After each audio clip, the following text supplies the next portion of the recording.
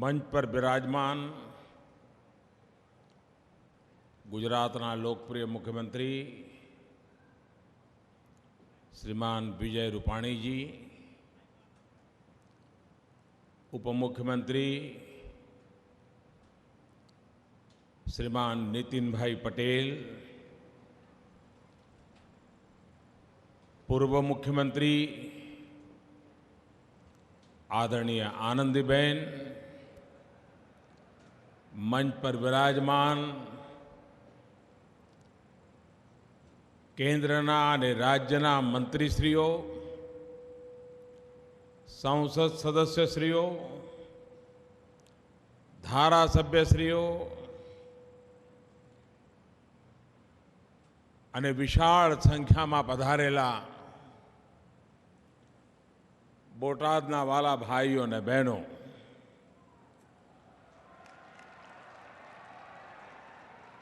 કેમ છો?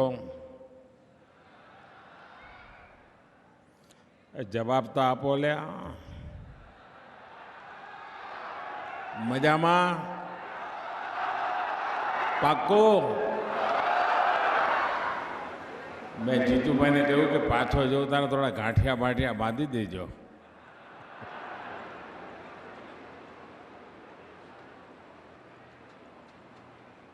બોટાદની ધરતી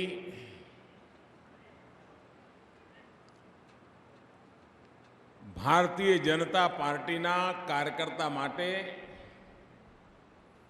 એક પ્રકાર से तीर्थयात्रा હોય છે.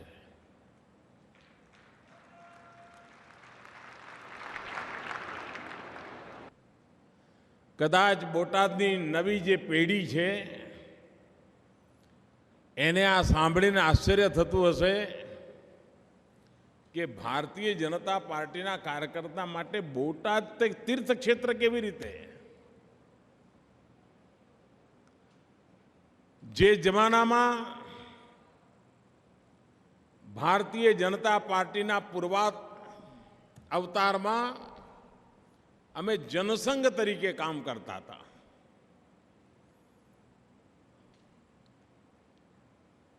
અને અમે દિવાલો પર દીવડા ચિતરીએ. એ વખતે નિશાન દીવડો હતો. અમે દીવડા ચિતરીએ એટલે અમને એમ લાગે કે અમારી પાર્ટી બસ આ વખતે જીતી જ જવાની છે.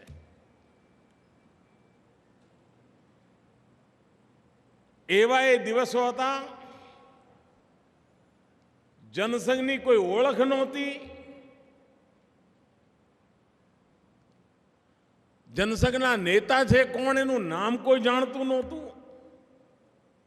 એ જમાનામાં 1967માં બોટાદમાં સૌથી પહેલી જનસંઘની મ્યુનિસિપાલિટી બની હતી.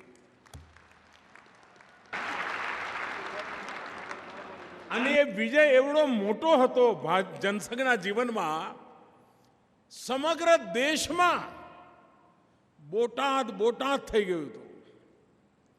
અને પંડિત દીનદયાલ ઉપાધ્યાય કેરળની અંદર જનસંઘના અધિવેશનમાં અધ્યક્ષ બન્યા હતા. એમને આ સમાચાર મળ્યા તો પંડિત દીનદયાલ ઉપાધ્યાય પોતે સીધા બોટાદ આવ્યા હતા બોટાદની જનતાનો આભાર માનવા માટે. આજે એક તરફ પંડિત દીનદયાલ ઉપાધ્યાયજીની જન્મ શતાબ્દી ઉજવાઈ રહી છે અને બીજી બાજુ પંડિત દીનદયાલ ઉપાધ્યાયજીનું જે અર્થચિંતન હતું એ અર્થચિંતનમાં પંડિતજી એક વાત કહેતા હતા કે દેશની सकल सूरत बदलवी होय, देशने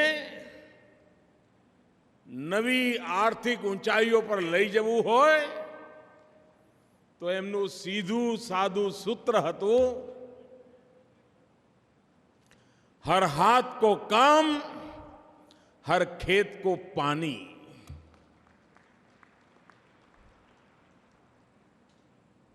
અને જ્યારે પંડિત દીનદયાલ ઉપાધ્યાયજીની શતાબ્દી મનાવતા હોઈએ અને બોટાદની ધરતી પર 400 કિલોમીટર દૂરથી માતા નર્મદાનું પાણી લઈને આવતા હોઈએ, અમારે માટે કેટલી આનંદની પળ હશે, બોટાદ વાસીઓ માટે કેટલી આનંદની પળ હશે.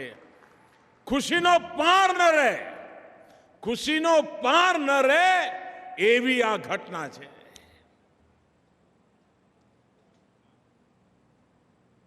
આ ઘટનાને આપણે બધાએ અત્યારે ઉજવવી છે.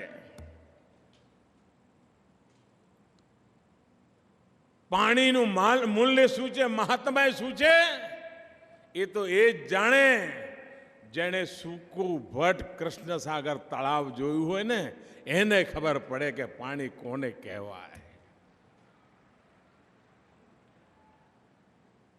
કાઠિયાવાડની ધરતીને ખબર પડે કે વગર પાણીની ધરતી કેવી હોય. કાઠિયાવાડના માનવને ખબર પડે કે પાણી વગરની જિંદગી કેવી હોય. આજે જ્યારે માતા નર્મદા આપણે ત્યાં પધાર્યા છે, ત્યારે અહીં બેઠેલા દરેકને મારી વિનંતી છે કે આપણે માતા નર્મદાની વધામણી કરીએ. તમારા ખિસ્સામાં મોબાઈલ ફોન હોય તો બહાર કાઢો, બહાર કાઢીને મોબાઈલ ફોનની લાઈટ ચાલુ કરો અને બધા એક સાથે માતા નર્મદાને વધાવો.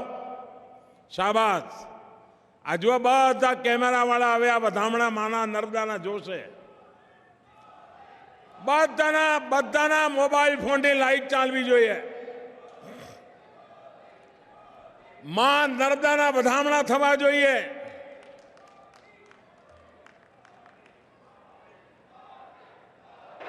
આ જરા ઊંચો કેમેરા લટકે છે એ બી જરા પાછળ વળીને કરે, ત્યાં અમારી સામેથી હટાવીને.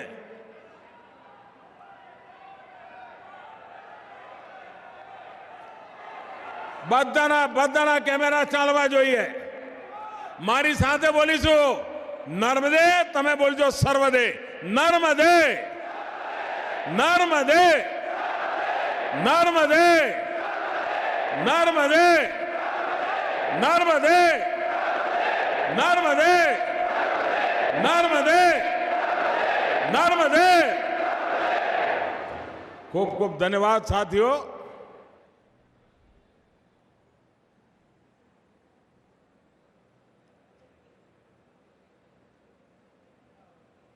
ગુજરાતના મુખ્યમંત્રી તરીકે આપે જ્યારે મને સેવા કરવાની તક આપી હતી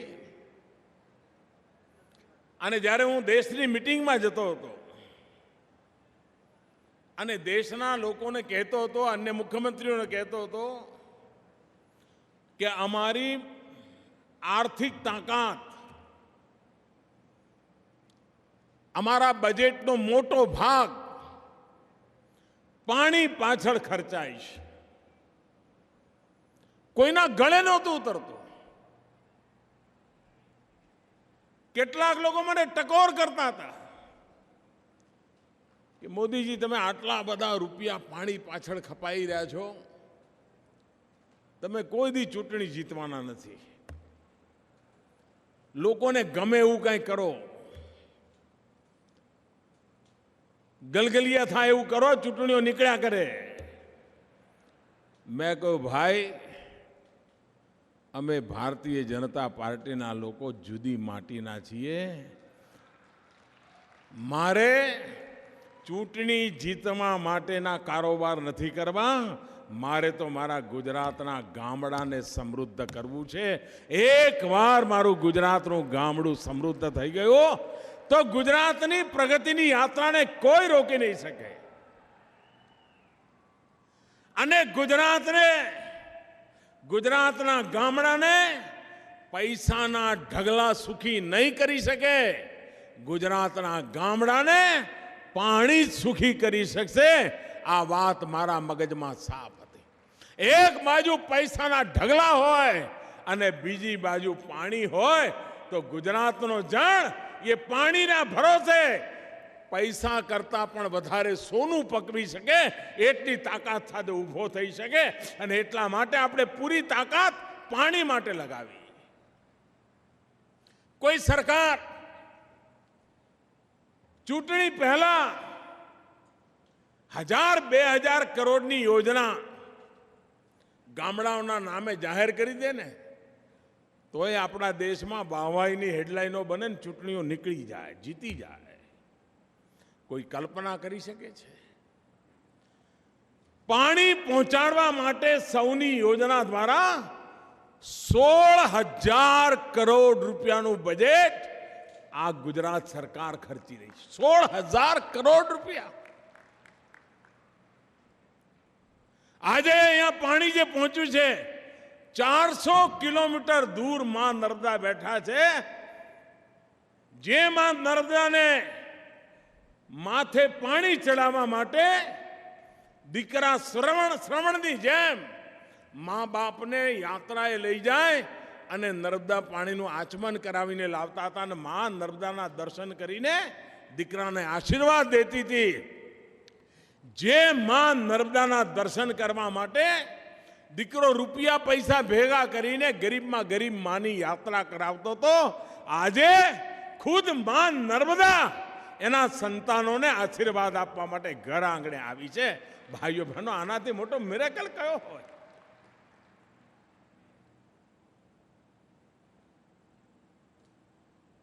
નહેરોમાંથી પાણી લઈ જઈએ, ખર્ચો ઓછો થાય, પણ મનુષ્યનો સ્વભાવ છે ન આવ્યું હોય ત્યાં સુધી તો એવી મીઠી મીઠી વાતો કરે. આહા, અરે મોદી સાહેબ કમાલ કરી દીધું, આપે તો પાણી. અને થોડા દાડા મેં જોયું એવા મોટા મોટા પંપ લગાવીને એવી પાણીની ચોરી કરવા માંડ્યા, એવી પાણીની ચોરી કરવા માંડ્યા કે જ્યાં પાણી પહોંચવું જોઈએ પહોંચે જ નહીં, એવો ભય પેદા થયો. હાથમાં એના બાથમાં આપણે નક્કી કર્યું ભલે ખર્ચો થાય પણ પાઇપલાઇનથી પાણી લઈ જઈશું તો જ છેવાડાના ખેડૂતના ખેતરમાં પાણી પહોંચશે, નહીં તો વચમાં બેફામપણે પાણીની ચોરી થશે, કોઈ રોકી નહીં શકે. મારી સૌ ભાઈઓને વિનંતી છે, આખા ગુજરાતને વિનંતી છે, આ ગુજરાતના ગરીબ સે ગરીબ માનવીના પેટને કાપીને આ પાણીની પાઇપલાઇનો નખાઈ છે. ગરીબને જરૂરિયાતને રોક લગાવીને પાણી પહોંચાડવાનો પ્રયાસ થયો છે. એ પાણી ઈશ્વરનો પ્રસાદ છે. એક બુંદ પાણી બગાડવાનો મને કે તમને કોઈને હક નથી ભાઈ. 400 કિલોમીટરથી માં નર્મદા આવી છે અને 400 ફૂટની ઊંચાઈએ પહોંચાડી છે. અને આજે જે બીજી યોજનાની શરૂઆત થઈ એ જ્યારે પાણી પહોંચે ત્યારે માં નર્મદાથી 500 કિલોમીટર દૂર હશે અને પાણીની ઊંચાઈ પહોંચી હશે 500 મીટર. પાણી જ્યાં નર્મદા મૈયા છે ત્યાંથી 500 મીટર ઉપર લઈ જવાની, નેવાના પાણી મોભે ચડાવવાનું કામ ગુજરાતનો ખેડૂત સુખી થાય એના માટે કર્યું છે ભાઈ. અને શોર્ટકટ શોધ્યા નથી, ટૂંકા રસ્તા શોધ્યા નથી, કાયમી ઉકેલ કરવાની દિશામાં કામ કર્યું છે. કાયમી પરિણામ પ્રાપ્ત કરવાની દિશામાં કામ કર્યું છે. આજે પણ આપણે ઘણી જગ્યા રાજસ્થાનમાં અને ગુજરાતના કેટલાક વિસ્તારોમાં જોઈએ કે લાખો વણઝારો વાવડી બનાવી ગયો. ગામો ગામ લાખા વણઝારાની વાત સંભળાય. એ જમાનાના કરોડો રૂપિયાના પથ્થરોથી વાવડીઓ બનાવીને લોકોને પાણી પૂરા કરવાના પ્રયાસ થયા હતા. ભાઈઓ બહેનો, એ દિવસ દૂર નહીં હોય. 50-100 વર્ષ પછીની પેઢી આ પાઇપલાઇનથી પાણી પહોંચનારી વાત જોશે ને ત્યારે એને થશે કે અમારા પૂર્વજો હતા કે અમારે માટે પાણીનો આવો પ્રબંધ કરીને ગયા હતા. એવું કામ આજે ગુજરાતમાં સૌની યોજના દ્વારા થઈ રહ્યું છે. આટલું બધું કર્યા પછી પણ પાણીની જરૂરિયાત જે છે એ પૂરી કરવા માટે અથાગ પ્રયત્ન કરવાની જરૂર છે. હું ગુજરાતના લોકોને વિનંતી કરું છું કે તમે જરા જુઓ મધ્યપ્રદેશની સરકાર હમણાં શું કામ કરી રહી છે. મધ્યપ્રદેશની શિવરાજ સિંહની સરકારનો ગુજરાતના એક એક ખેડૂતે આભાર માનવો જોઈએ. ગુજરાતના છાપાઓનું ધ્યાન પણ નહીં ગયું હોય, ગુજરાતના પાણી શાસ્ત્રતાના નિષ્ણાતોનું ધ્યાન નહીં ગયું હોય, સરદાર સરોવર ડેમના નામે અડંગા નાખવા વાળાનું પણ ધ્યાન નહીં ગયું હોય. નર્મદા એક એવી નદી છે જે પર્વતોમાંથી નથી નીકળતી. આ નદીની વિશેષતા છે. નહીં તો ઘણું કરીને નદીઓ પર્વતમાંથી આવતી હોય છે. આ નદી પર્વતમાંથી નહીં, આ જંગલોમાંથી, ઘટાટોપ વૃક્ષોમાંથી ઠંડકથી જે પાણી ટપકતું હોય છે રાતભર, એ ભેગું થતું થતું થતું નર્મદા મૈયા વહેતી હોય છે. ખરેખર તો એનું જે ઉગમ સ્થાન છે એ જોવા જેવું છે. હમણાં મધ્યપ્રદેશની સરકારે ગુજરાતના ગામડે ગામડે પાણી પહોંચે, ગુજરાતના ખેડૂતને 100 વર્ષ પછી પણ પાણી માટેની તકલીફ ન થાય એના માટે મધ્યપ્રદેશની સરકારે મધ્યપ્રદેશમાં જે આખી નર્મદા છે એના કિનારા ઉપર એક યાત્રા કાઢી છે. ગયા 6 મહિનાથી યાત્રા ચાલી રહી છે. અને યાત્રા નર્મદા કિનારાના ગામોના ખેડૂતોને જંગલ ઊભું કરવા માટે પ્રેરણા આપે છે, પૈસા આપે છે. નર્મદાના તટ ઉપર, આખા નર્મદાના પટ ઉપર એક ગાઢ જંગલ બનાવવાનો અભિયાન ચાલી રહ્યું છે. અગર જો એ અભિયાન જે રીતે ચાલી રહ્યું છે, ભવિષ્યમાં કેટલાક લોકો જે કહે છે કે ભાઈ નર્મદાનું ભવિષ્ય કેટલું, જો આ જંગલો ગયા તો પાણી આવશે ક્યાંથી, એની ચિંતા અત્યારથી કરીને મધ્યપ્રદેશ શિવરાજસિંહ ભારતીય જનતા પાર્ટીની સરકાર એવું જંગલ તૈયાર કરી રહી છે જેથી કરીને 100 વર્ષ પછી પણ માં નર્મદા ન સુકાય, એની ચિંતા ભારતીય જનતા પાર્ટી ત્યાં કરી રહી છે. આ ધોમ ધકતા તાપમાં રોજ યાત્રા નીકળે છે, હજારો ગ્રામજનો જોડાય છે અને એનો સમાપન 15મી તારીખે છે. એક દિવસ આપણા મુખ્યમંત્રી વિજયભાઈ રૂપાણી પણ ત્યાં જઈ આવ્યા છે. 15મી એના સમાપનમાં હું જઈ રહ્યો છું. બોટાદમાં બેઠેલા માનવીને ખબર નહીં હોય કે આપણે ત્યાં પાણી પહોંચાડવા માટે 6 મહિનાથી લોકો પદયાત્રા કરી રહ્યા છે, વૃક્ષો વાવી રહ્યા છે. કારણ આ માં નર્મદામાં એક ટીપું પાણી ઓછું ન થાય. ભાઈઓ, આ ભાવ જો હશે તો જ માતા નર્મદાનું પાણી અટકશે ને બચકશે. અને એ ચિંતા આપણે કરવી પડે, એ જવાબદારી આપણે લેવી પડે. અને એટલા માટે ટપક સિંચાઈ, સ્પ્રિંકલર, એને એક જીવનનો ધર્મ બનાવી દેવો પડે. અને હવે ટપક અને સિંચાઈ હોય તો આ ખેતી થાય ને આ ના હોય એવું બધું જતું રહ્યું છે. બધા જ પ્રકારના પાક ટપક સિંચાઈથી ને સ્પ્રિંકલરથી કરી શકાય છે. આપણા પૂર્વજોએ પાણી બચાવ્યું એટલે આપણા ભાગ્યમાં આવ્યું છે. આપણે પાણી બચાવીશું તો આપણી આવનારી પેઢીઓને પાણી પહોંચવાનું છે. અને કોઈ મા બાપ એવા ન હોય કે છોકરાઓનું જે થવું એ થાય, અમે તો ભોગવી લઈએ, એવો મા બાપ ક્યારેય ન હોય. અને એટલા માટે માં નર્મદા આશીર્વાદ આપવા આવ્યા છે ત્યારે જવાબદારી ઘણી વધી જાય છે. 2022 ભારતની આઝાદીના 75 વર્ષ થઈ રહ્યા છે.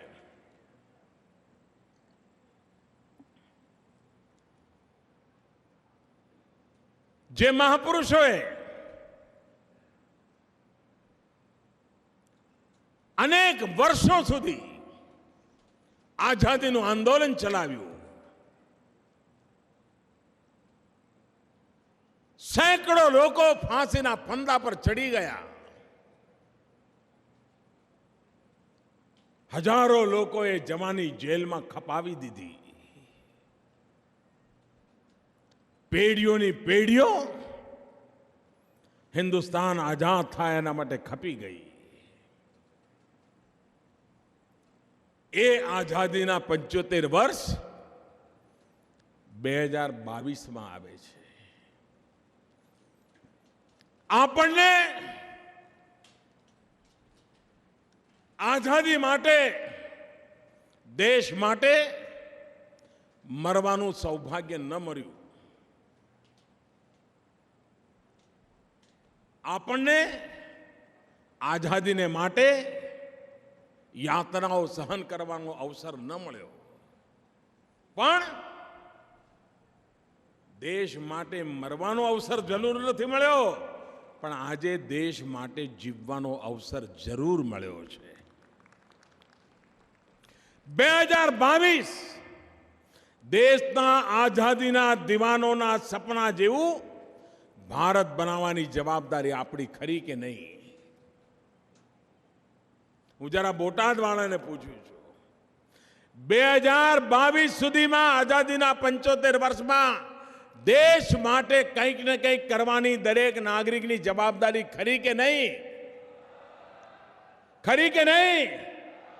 આપણે જવાબદારી ઉપાડવી પડે કે નહીં? આપણે દરેકે કોઈ સંકલ્પ કરવો પડે કે નહીં? 2022માં એક એવું કામ હું લઈશ જે મારા દેશને, મારા સમાજને કામ આવે, એ હું કરીને રહીશ. આટલો નિર્ણય હિન્દુસ્તાનનો એક એક નાગરિક કરે કે ન કરે?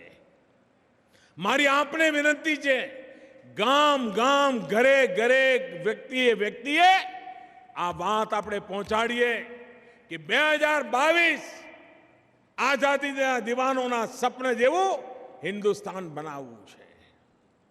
આપણે પણ કેટલાક સપના સેવ્યા છે.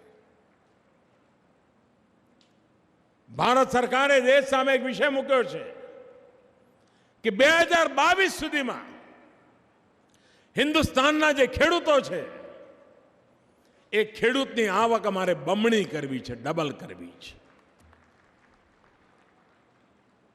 એમાં ખેડૂતોનો સાથ જોઈએ, સહયોગ જોઈએ, આધુનિક ટેકનોલોજીનો આવિષ્કાર જોઈએ. ખેતીની પદ્ધતિઓ ઉત્તમથી ઉત્તમ કેમ થાય કરવી પડે. ખેતીની સાથે બીજા કયા કામ થઈ શકે? દૂધ ઉત્પાદન કેવી રીતે વધી શકે? ખેતરની વાડ હોય ત્યાં ઇમારતી લાકડાની ઝાડની ખેતી કેવી રીતે કરી શકે? ખેતરમાં સોલાર એનર્જીનો કેવી રીતે ઉપયોગ થઈ શકે? માતાઓ બહેનોને મધુમક્ખીના ઉછેરનું શિક્ષણ આપીને મધનું ઉત્પાદન કેવી રીતે વધારી શકાય?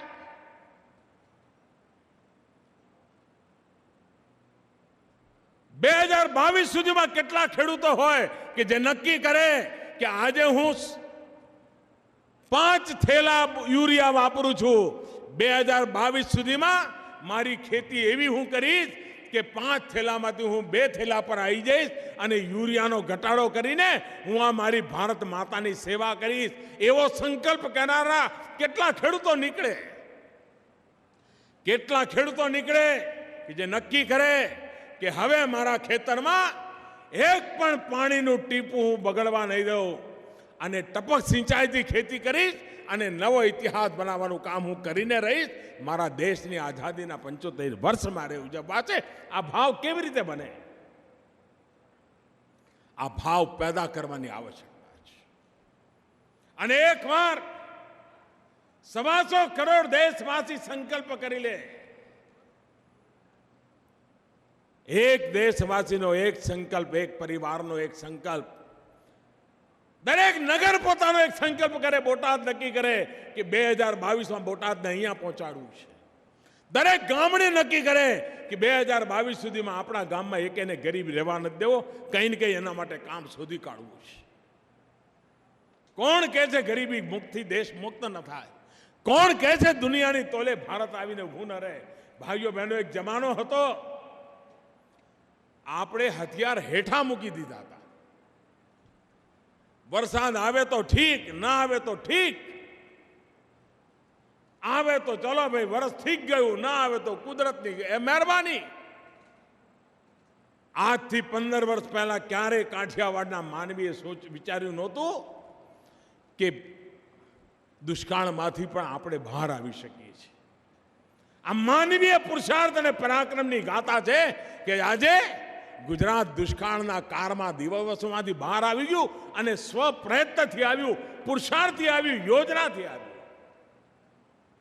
પાણી જેવી વિકટ સમસ્યાને જો આપણે પાર કરી શકીએ તો વિકાસની નવી ઊંચાઈઓને કેમ પાર ન કરી શકીએ? અને એટલા જ માટે ગુજરાતે કૃષિના ક્ષેત્રમાં એક નવી તાકાતના દર્શન કરાવ્યા છે. એને આપણે નવી ઊંચાઈઓ પર કેવી રીતે લઈ જઈએ એના માટે પ્રયાસ કરીએ.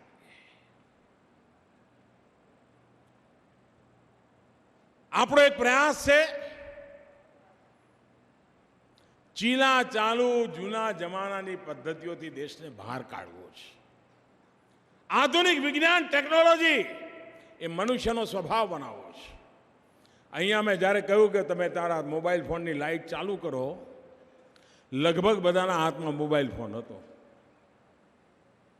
ભાઈઓ બહેનો, મારે આ તમારા હાથમાં જે મોબાઈલ છે ને, એવી સ્થિતિ પેદા કરવી છે કે આખે આખી સરકાર રાજ્યની હોય કે કેન્દ્રની એ તમારા મોબાઈલ ફોનમાં સમાઈ જાય એવી મારે સ્થિતિ પેદા કરવી છે.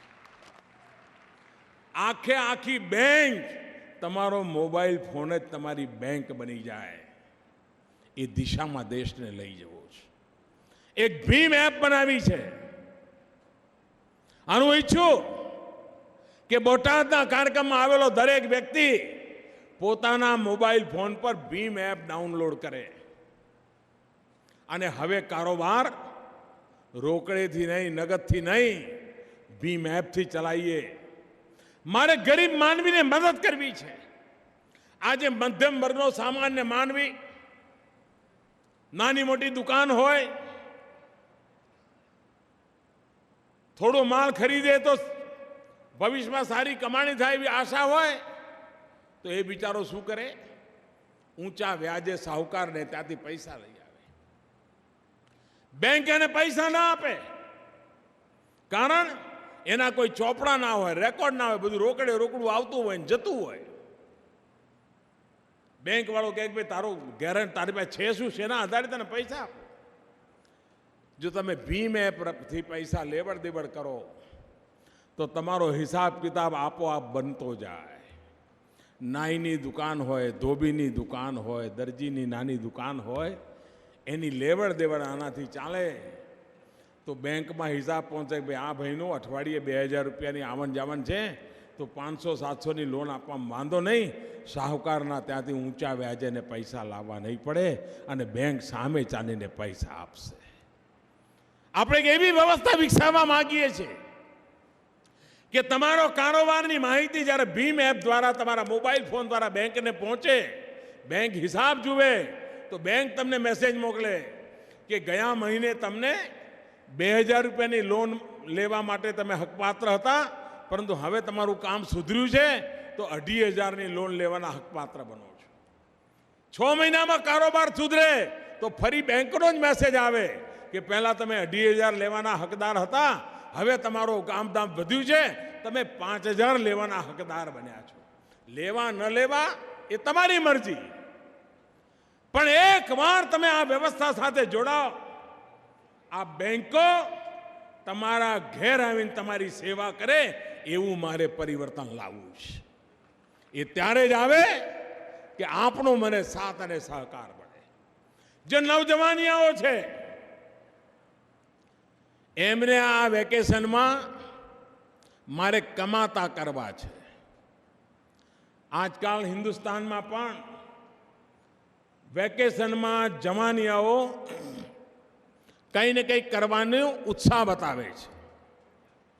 પહેલાં તો આપણે વાંચતા હતા કે અમેરિકામાં છોકરાઓ ભણે તો શનિ રવિ ડ્રાઇવિંગ કરવા જાય, હોટલમાં કામ કરે, કપડકાબી સાફ કરે. અને કમાણી કરે અને ફરી પાછા 5 દાડા ભણે એવું બધું વાંચતા, પછી આપણે આમ વાહ કેવા છોકરાઓ કેવું બધું કરે છે. જે આ બધું સાંભળતા ને આજકાલ હિન્દુસ્તાનના છોકરાઓ પણ કરે છે. એ લોકો પણ કામ કરવા માટે વૃત્તિ ધરાવે છે અને મહેનત કરતા વર્તમાનના જે જુવાનિયાઓ છે મહેનત કરતા સંકોચ નથી કરતા, એમને શરમ નથી આવતી. રિક્ષા ચલાવવી પડે તો આરામથી ચલાવે, ગર્વથી ચલાવે છે. અને અંગ્રેજીમાં બોલે પેસેન્જર જોડે, 3 મહિના ચલાવે, વેકેશન છે, રિક્ષા ચલાવે. એક નવું કલ્ચર પેદા થઈ રહ્યું છે. આ જવાનિયાઓને આ વેકેશનમાં કમાવા માટે ભારત સરકારે એક સરસ યોજના મૂકી છે. તમે તમારા મોબાઈલ ફોનમાં ભીમ એપ ડાઉનલોડ કરો અને તમે બીજા કોઈ એકને ભીમ એપ ડાઉનલોડ કરતા શીખવાડો. ભીમ એપ દ્વારા 3 વખત લેતી દેતી કરતા શીખવાડો. ચા પીવાને એને ચૂકવે, 200 રૂપિયાનું કંઈક લઈ આવે ને એના 200 રૂપિયા ભીમ એપથી ચૂકવે. 3 વખત એ ચલાવે તો તમારા ખાતામાં સરકાર તરફથી આ કામ કરવા બદલ 10 રૂપિયા તમારા ખાતામાં જમા થાય. દિવસમાં તમે આવા 20 જણને પકડો તો હાંજ પડે તમારા મોબાઈલ ખાતામાં 200 રૂપિયા આવે. મહિને તમને 5 થી 6 હજાર રૂપિયાની કમાણી થાય. આ 3 મહિના વેકેશનમાં 15 થી 20 હજાર રૂપિયા કમાવા જવાનિયા માટે ડાબા હાથનો ખેલ છે. અને આ જ કામ કોઈ દુકાનદાર કરે, વેપારી કરે, એ પોતાની દુકાન પર કહે ભાઈ હું તો ભીમથી જ પૈસા લઈશ ને ભીમથી જ આપીશ, તો એને એક ગ્રાહક દીઠ 3 વખત જો લેતી દેતી કરે તો એને 25 રૂપિયા આપવાની વિચાર સરકારે કર્યો છે. સાંજ પડે 10 આવા લોકો વધારે તો 250 રૂપિયા રોજની એની આવક વધી જાય. ગરીબમાં ગરીબ માનવી પણ કમાઈ શકે અને દેશનું આખું આ તંત્ર બદલાઈ જાય, એ દિશામાં કામ કરવાનું પાડ્યું છે. હું ગુજરાતના યુવાનોને આવાહન કરું છું અને ગુજરાતી વેપારી માણસ છે અને બહુ સમજણ પડે કે આમાંથી શું થાય, એને વાર ન લાગે. હું આપને નિમંત્રણ આપું છું, ખાસ કરીને મારા યુવકોને નિમંત્રણ આપું છું કે આ વેકેશનમાં 25,000 રૂપિયા કમાવાનો સંકલ્પ કરો. ભારત સરકારની યોજના છે. કોઈ જવાનીઓ એવો ના હોય કે જેણે આ વેકેશનમાં 25,000 રૂપિયા ન કમાણા હોય. સરકાર પાસે યોજના છે. વેપારીઓને મારો આગ્રહ છે કે તમે ધારો તો તમારી દુકાનમાં આ વખતે 3 મહિનામાં 50,000 રૂપિયાની આવક વધારી શકો. જે યોજના મૂકી છે એને તમે આગળ વધારો. ભાઈઓ બહેનો, પરિવર્તન લાવવાની દિશામાં કામ કરવું છે.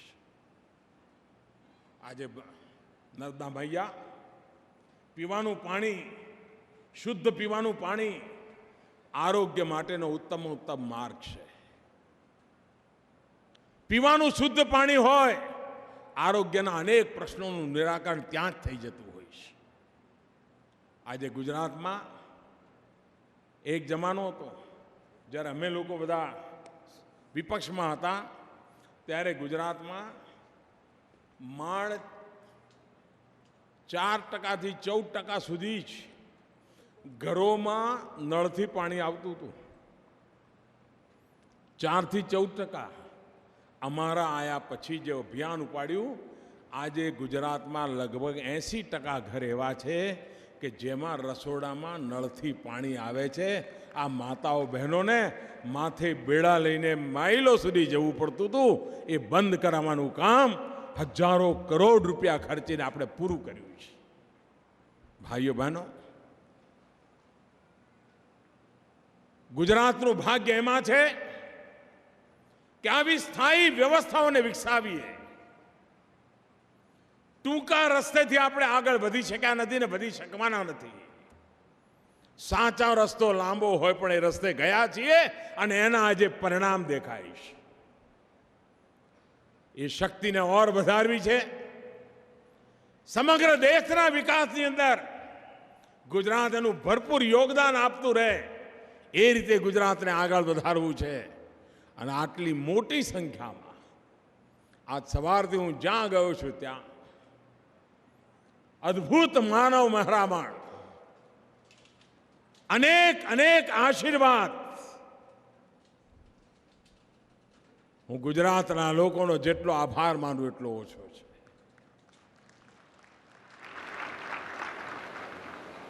દેશમાં પ્રધાનમંત્રી તો બધા ખૂબ થયા, ઢગલા બંધ થયા. હવે તો નામો યાદ રહે એવું નહીં હોય, એટલા બધા થઈ ગયા. પણ હું એક અપવાદ છું.